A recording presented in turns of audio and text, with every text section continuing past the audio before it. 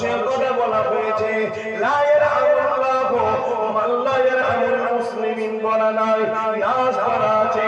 নাস সবচেয়ে মানে হলো মানুষ। এই মানুষই হবে, তার উপরে দয়া করতে হবে। তো যদি না করো, আল্লাহ দয়া তোমরা পাবে না। তোমার প্রতিবেশী কোনো হিন্দু রয়েছে, সে ক্ষুধার্ত রয়েছে, তার উপরে দয়া করে খাওয়া দাও, আল্লাহ তোমার উপরে দয়া করবে। তোমার প্রতিবেশী কোনো আদিবাসী বিপদে পড়েছে, তোমরা সবাই তার পাশে দাঁড়িয়ে তার বিপদকে মুক্ত করো, আল্লাহ তোমার উপরে দয়া করবে।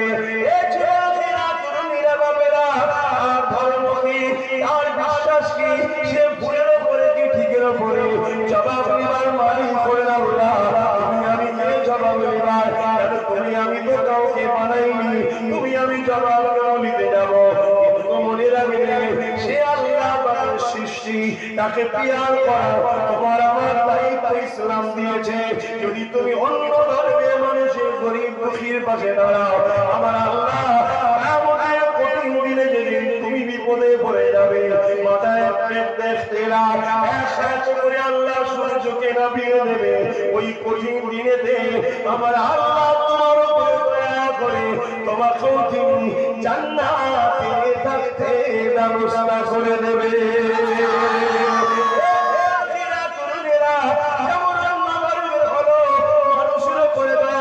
ইসলামের হুকুম ঠিক তেমন নবী পাক জানিয়ে দিলেন, যদি কেউ প্রতিবেশীর উপরে আঘাত দেয়, প্রতিবেশী যার ব্যবহারেতে, যার কথাবার্তাতে অখুশি হয়ে যাবে, আমি রাসূলুল্লাহ জানিয়ে দিলাম সে আমার কেউই নয়। কিন্তু যার কথাবার্তা, যার ব্যবহারে তার প্রতিবেশী খুশি হবে, আমি রাসূলুল্লাহ জানিয়ে দিই কিয়ামতের দিনে আল্লাহ জান্নাত সে পেয়ে যাবে। আল্লাহ নবী আর জানিয়ে দিলে ওই মানুষটা জান্নাতের খুশবু পাবে না।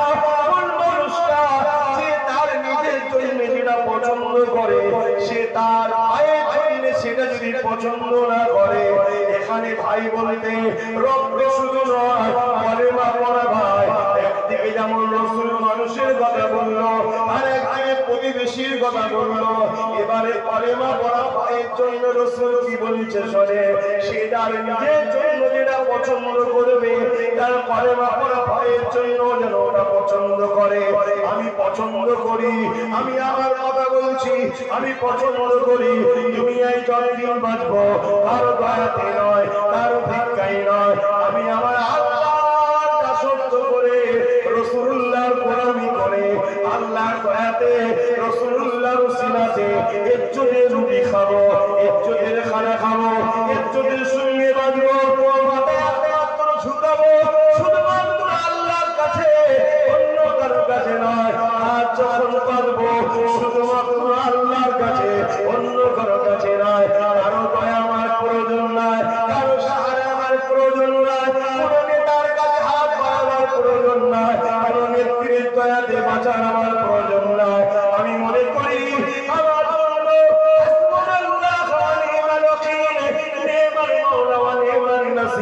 আমার জন্য আমার আল্লাহ যথেষ্ট।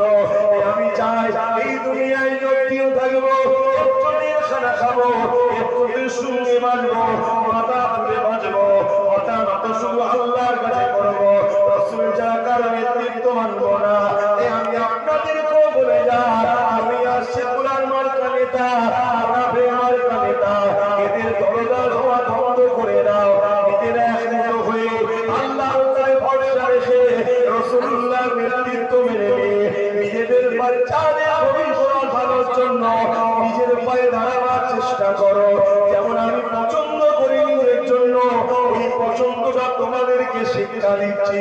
কারণ রাসূলুল্লাহ জানিয়ে দিল, সে তার ভাইয়ের জন্য যেটা পছন্দ করে, ওটা যদি তার কলেমা পড়া ভাইয়ের জন্য পছন্দ না করে, সে জান্নাতের খুশবু পাবে না।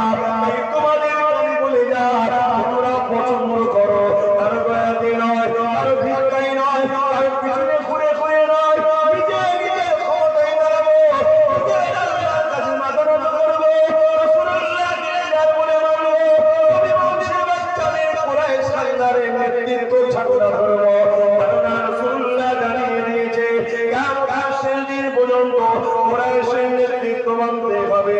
এইভাবে তোমরা ইজ্জতের সাথে আল্লাহ নিয়ে রাসূলুল্লাহ নিয়ে ইজ্জতের সঙ্গে দুনিয়াদারি করো। এটাই আমার আশা, এই তোমাদের কাছে দিয়ে গেলাম। এখন বলো তোমরা কি আমার সাথ দিতে রাজি আছো? হাত তুলে বলো রাজি আছো? মারহাবা, নারে তাকবীর, নারে তাকবীর। ইজ্জতের সঙ্গে বাঁচো। আমার কথা মাইকের আওয়াজে বুঝতে পারছেন তো নাকি? হ্যাঁ, তাহলে রাসূল প্রথম বললেন কি বললেন?